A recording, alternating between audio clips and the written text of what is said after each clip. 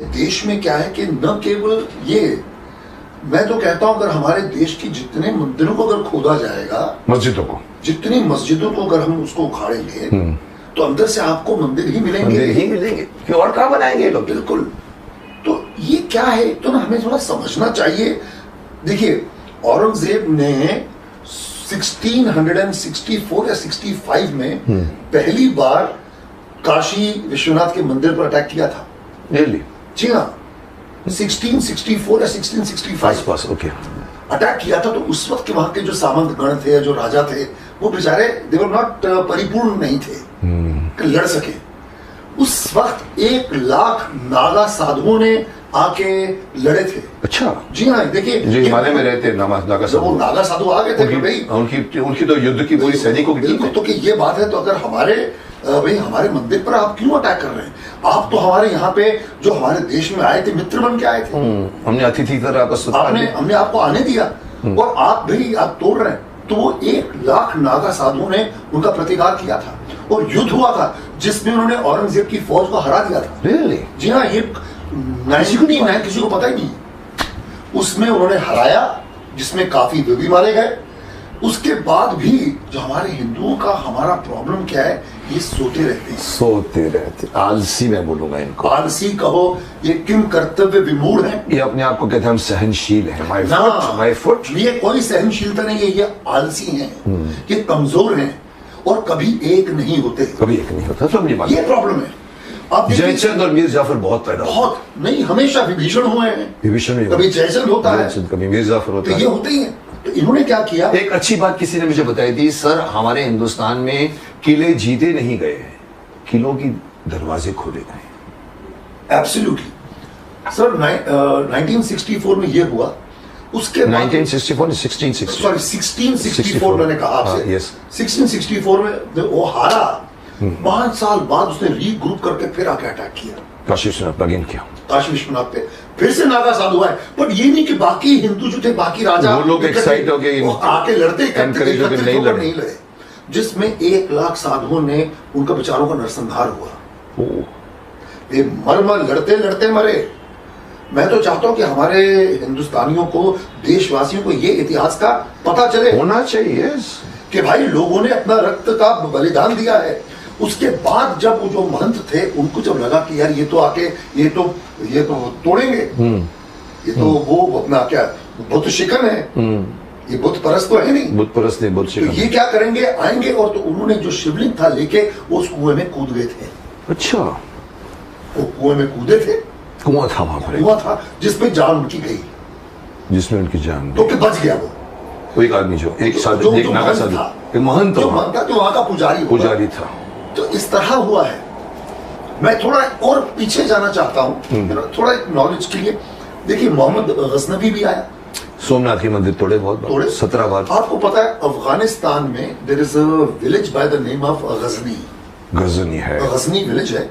वहां पे एक पिलर है, उस पिलर के ऊपर आज भी लिखा हुआ है कि दुख्तर हिंदुस्तान 2 दिनार नीलाम, ऐसा कुछ के मतलब वहां की औरतें जो हैं, यहाँ पे ये हिंदुस्तान की जो औरतें हैं यहाँ पर लाई जाती हैं और 2 टके पे नीलाम होती है।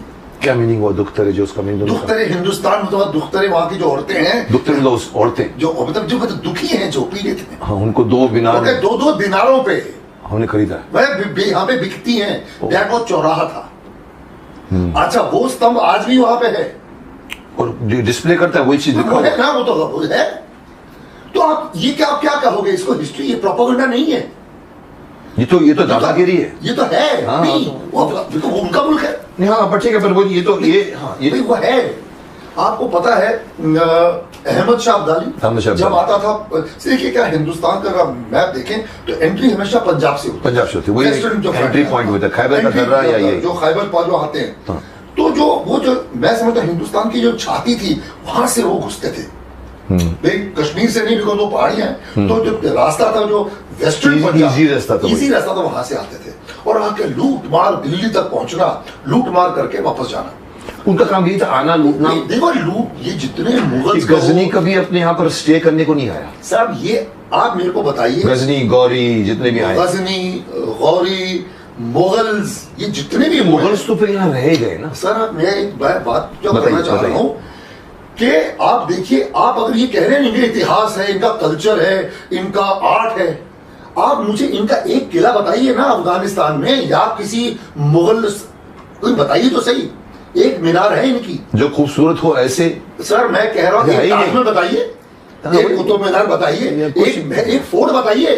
50 मुस्लिम राष्ट्र कहीं नहीं मिलेगा आपको। एक फोर्ट नहीं है भाई, एक फोर्ट नहीं है, तो यहाँ कैसे बन गए? तो कैसे बन गए?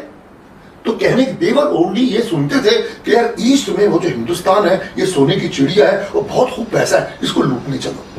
ये सिर्फ लूटने आते थे, घोड़ों पे आते थे, लूटते थे, औरतों को उठा के जाते थे। और नहीं, वो अपने साथ ही पूरा ये आते थे। उनको पता था कि ये यहाँ पे ये हमारा जो हिंदू धर्म क्या है। अगेन जेनेसिस में थोड़ा पीछे जाना चाहता हूँ।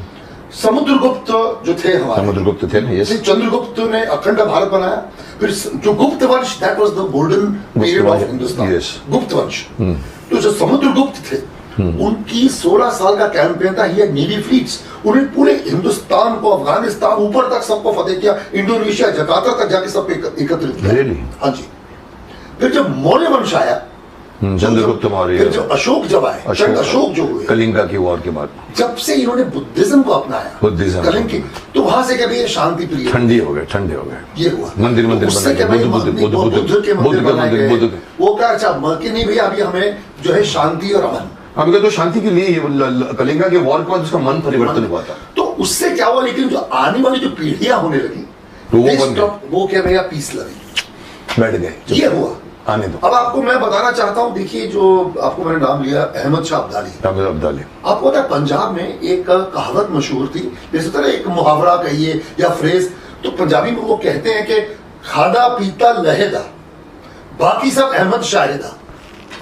कि जो खाया पिया, खादा पीता लहेदा, मतलब वो ही हमारा है, जो खाने पीने को मिल गया कि भाई वही हमारा है, बाकी सब अहमद शाह अब्दाली का। ये अहमद शाह अब्दाली वही है जो मैं ग्रेट मराठा में मैंने इब्राहिम खान गांधी का रोल किया था।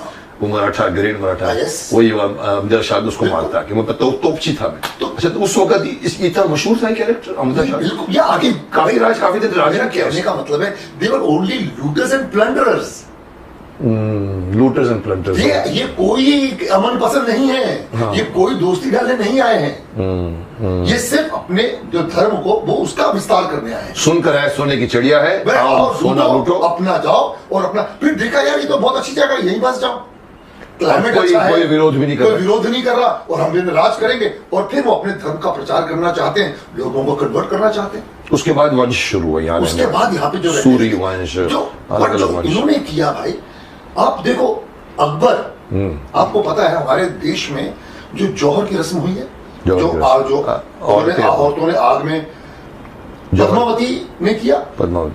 पद्मावती के समय मेरे ख्याल से 30,000 या 40,000 औरतों ने इकट्ठे वो जो किया था, अलाउद्दीन खिलजी जब आया। उसके बाद में कर्णावती रानी थी, उनके दौर में ये चित्तौड़ में 3 बार जौहर हुए, 3 बार। पहला पद्मावती का, दूसरा कर्णावती का, और तीसरा अकबर के दौरान। जब महाराणा प्रताप के पिता जो थे उदय सिंह, वो राजा थे, महाराणा प्रताप छोटे बच्चे थे, तो उन्होंने चित्तौड़ पे अटैक किया था अकबर ने कि मुझे ये चाहिए, क्योंकि पूरे हिंदुस्तान को उन्होंने फतेह कर दिया था। और ये जो मेवाड़ के थे, देखिए पूरा जो राजस्थान है ना, मारवाड़ और मेवाड़, दो बने, दो अलग। मेवाड़ अलग है, मेवाड़ अलग है। मारवाड़ जो है फ्लैट लैंड है। वो डिफरेंस पता कैसे करते हैं, पापड़ लो, अगर भुना हुआ पापड़ ना हो, प्लेन पापड़ हो, तो वो मारवाड़ है। और जो भुना हुआ पापड़ जो उबड़ खाबड़ है, जो पहाड़ों से लैस है, Aravalli range, that is Mewar, जहां पर चित्तौड़। और तो चित्तौड़ पे आपने जब अटैक किया, जब हार गए, आपने नरसंहार को, तो औरतें फिर वहां पे इतना उन्होंने जौहर किया। जौहर खत्म होने के बाद जब ऊपर गए, तो इन्होंने वहां पे 30,000 जो बूढ़े बच्चे जो बचे हुए थे, फौज तो नीचे सारी मर गई, उन्होंने उन निर्दोष लोगों का नरसंहार किया। तो व्हाट इज दैट? और आप उस राजा को आप कह रहे हो कि साहब ये अमन पसंद है, ये तो शांति, और ये तो सेक्युलर है, ये तो बिल्कुल। इससे बड़ा झूठ क्या हो सकता है? इससे बड़ा क्या झूठ हो सकता है? जो मीना बाजार लगाता था भाई, जो मीना बाजार लगाता था, जो हरम था, आपको पता है सबसे बड़ा झूठ इस मुगल आजम। उसको उसका रियलिटी से कुछ लेना नहीं है, अनारकली भी नहीं थी और ग्लोरीफाई करके। अच्छा कहने की जोधा भाई, उसकी दिखा के जोधा बीवी नहीं थी, मैंने सुना। जोधा, अच्छा वो चौथी ना 5वीं बीवी थी। बहुत सी बीवियां थी अकबर की। अरे भाई हरम था उनका, हरम था।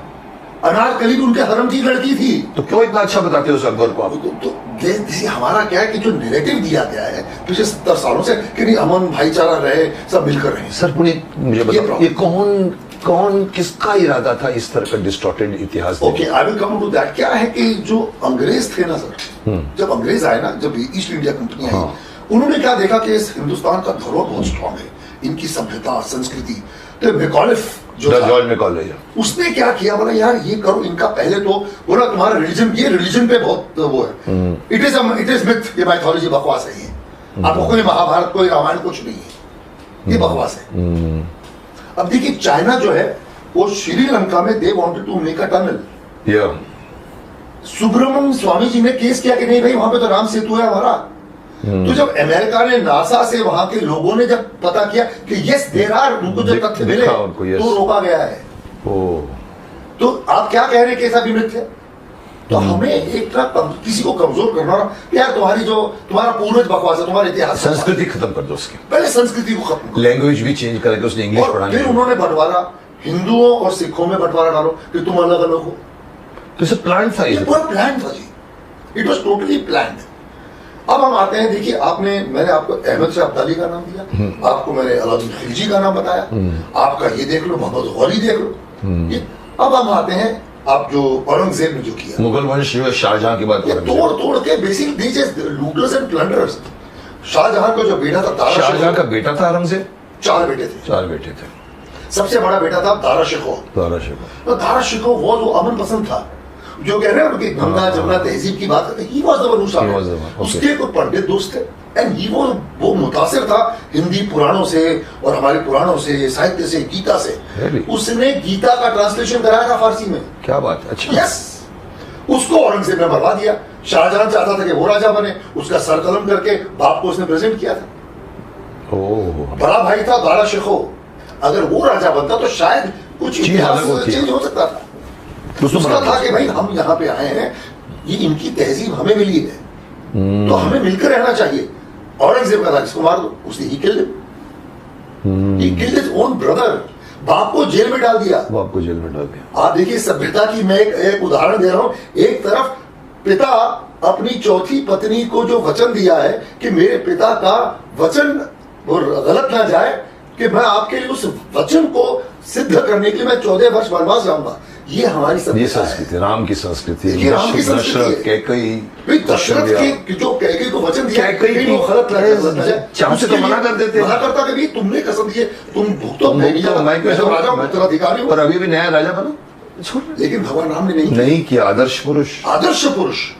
आप वो देखिए वहां पे क्या, मुझे राजा बनना है, बाप को नजरबंद कर दिया, बड़े भाई जिसको राजा बनना उसको जान से मार दिया। और यहाँ पे भरत क्या करता है, भाई की पादुका लेके, देखो ये हमारी संस्कृति है, किस ये फर्क रहता है। और आप अपनी संस्कृति को हमारे ऊपर से बोल रहे हो, हो नहीं सकती, शर्म आनी चाहिए, हो ही नहीं सकती, पॉसिबल ही नहीं। आप समझे। अब देखिए मंदिर तोड़ा गया। अब आप, अच्छा मसीह की बात जो मुझे जो ताज्जुब होता ना मुकेश, कि जितने मुस्लिम जो यहाँ पे आज हिंदुस्तान में हैं, देखो मैं इनसे कुछ कहना चाहता हूँ आज आपके शो पे। मेरे चंद दोस्त यार हैं बहुत, जो लिबरल हैं, बहुत प्यारे लोग हैं, they live with me, they are my best friend. Muslims की बात कर रहा हूँ मैं। बट ट्राई टू अंडरस्टैंड, ये जो अब जो चिल्ला के बात करते हैं, फारूक अब्दुल्ला चिल्ला के बात करता है। फारूक अब्दुल्ला का ग्रेट ग्रैंडफादर पता है कौन था? कॉल, यार सब वो कॉल, ये वैसे ही जो बहुत बड़ी बड़ी बात करता है, इसका दादा परदादा इस राम समथिंग, राम तुलसी राम। अरे बाप भाई, वो कह रहा है ना, उसने कहा ना कि नीचे भाई अगर मोदी के घर की कबर खोदोगे, अगर पीछे से मस्जिद निकलेगा तो क्या तुम हमको मस्जिद दे दोगे? उसने कहा तो मैं कहता हूँ भाई तुम अपने पूर्वजों को खोद लो, सारे हिंदू निकलेंगे, तो फैक्ट है आपका। वो अब आई जिन्ना पर आइए, सिंधी था उसका ठक्कर, गुजराती, वही गुजरात से आया, राजकोट से कैसे, ठक्कर नाम है भाई, ठक्कर नाम है उनके पूर्वजों का, ठक्कर। अब यार तो इनका जो बुद्धिजीवी जो सबसे पढ़ा लिखा, जिसकी मैं बहुत इज्जत करता हूँ, जिनकी शेरो शायरी कलाम, अपना क्या नाम का, डॉक्टर इकबाल, हम शेरो शायरी पढ़ते हैं, क्या खूबसूरत। उनके फोर फादर पता कौन थे? सपरू ब्राह्मण, वो सपरू हैं। अच्छा, अब मैं एक पॉइंट पे आ रहा हूं जो मैं बात करना चाहता हूं कि ये जो इतना चिल्ला रहे हैं भाई, तलवार के जोर पे सलवार पहनी है भाई।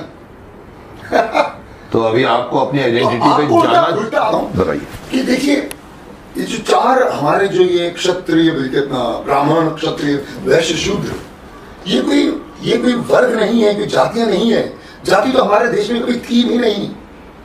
ये जो है ये चार वर्ण है कि किस तरह समाज को चलाया जाए, गवर्नेंस, गुड गवर्नेंस के लिए ये बनाया गया था। तो ब्राह्मण के अभी जो पढ़ा लिखा, तो ये जो आपका मस्तिष्क है, ये जो है ये ब्राह्मण है। आप नॉलेज, सोच समझ के काम करेंगे। फिर आपकी आती छाती और आपकी भुजाएं, ये हो गया क्षत्रिय जो काम करते थे रक्षा में। पेट जो है आपका, ये हो गया वैश्य, खाना पीना, जीना है। अच्छा, और फिर आप जो कमर के नीचे जो आ गया भाई, जो आपका देखिए वो भी बहुत इंपॉर्टेंट है। आपका अगर पेट खराब होगा, अगर मल मूत्र आपका ठीक से नहीं होगा, तो आपका मस्तिष्क काम नहीं करेगा, आप बीमार हो जाएंगे, आपका हार्ट अटैक आ जाएगा, मलिनता हो जाती शरीर में। तो शरीर के, तो मतलब ये चारों चीजें आर इंटरकनेक्टेड।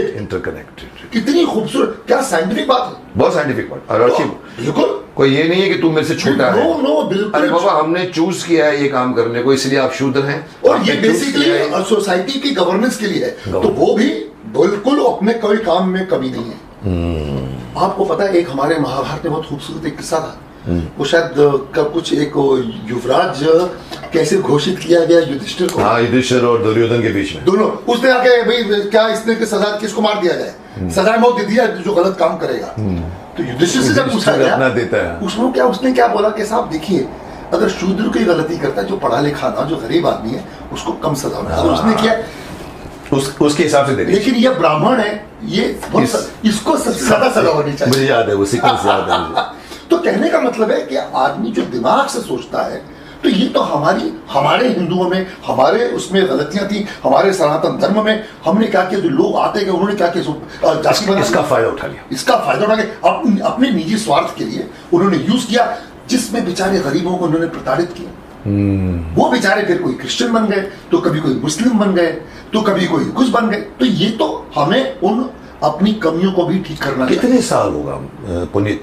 100, 200, 300, 400 होगा। चलो आप बोलते 4 वंश आपके पूर्वज। 4 वंश नहीं सर, ये 1000 साल से। 4 में सर 1300 के आसपास, 1100 के आसपास, 12वीं शताब्दी में आए थे लोग, मुगल 12वीं शताब्दी। लेकिन मैं बोलता हूँ कन्वर्जन तो हुआ होगा लास्ट में, अंग्रेजों के आने के पहले से कराते आए सर, शुरू से थोड़ा होते तो लेकिन अगर आपको ये बता दिया जाए कि सर ये देखिए, जैसे हरिद्वार में एक, तुमको पता होगा, एक पूरी की पूरी संस्था है, तलवारें निकल आती है उसमें। आप खन्ना है, अच्छा आइए आप हमारे साथ आइए, कमरे में लेके जाते, पोथियां खोलते आपके, बिल्कुल शांति देखो, ये पूर्वज नाम बताते हैं, ये आए थे यहाँ पर, इनके सिग्नेचर है, फिर बताइए। अब ये चीज अगर इनको बता दी जाए कि आप अगर जाए पीछे, आपको मालूम पड़ा कि इसको जबरदस्ती करो, तो आपको, जैसे तुमने बहुत सही कहा, घृणा होनी चाहिए, और आपको औरंगजेब पे घृणा होनी चाहिए, जबकि ये बोलते हैं कि हमने रूल किया है। वो हमारा कहां से, तुम्हारा है नहीं भाई, तुम्हारा है नहीं से, आप वो आए नहीं। देखो ज्ञान व्यापी की बात में मैं पुनीत में एक बहुत बात अभी बोल भी चुका हूं। मैंने कहा देखिए, ये काहे का डिस्कशन हो रहा है, ये काहे का कोर्ट केसेस हो रहे हैं, ये क्यों 400 साल तक राम जन्मभूमि का कोर्ट केसेस हुआ, क्यों प्रूव करना है? अब ये लोग जब आए थे, जमीन उठा के तो नहीं लाए। आपको पता है एक बात, एक खूबसूरत, ये सलमान खुर्शीद है ना, कांग्रेस का है ना, जो बहुत ही फेमस है, उसने अयोध्या पर एक किताब लिखी है, अयोध्या पर उसने किताब लिखी है, उसमें उसने स्कंद पुराण का वर्णन उसने मेंशन दिया है, और उसने पूरा बताया कि कौन से मंदिर कैसे तोड़े गए और कैसे उसको बनाया गया, मस्जिद में कन्वर्ट किया गया। कौन कह रहा है? डॉक्यूमेंटेड है पूरा।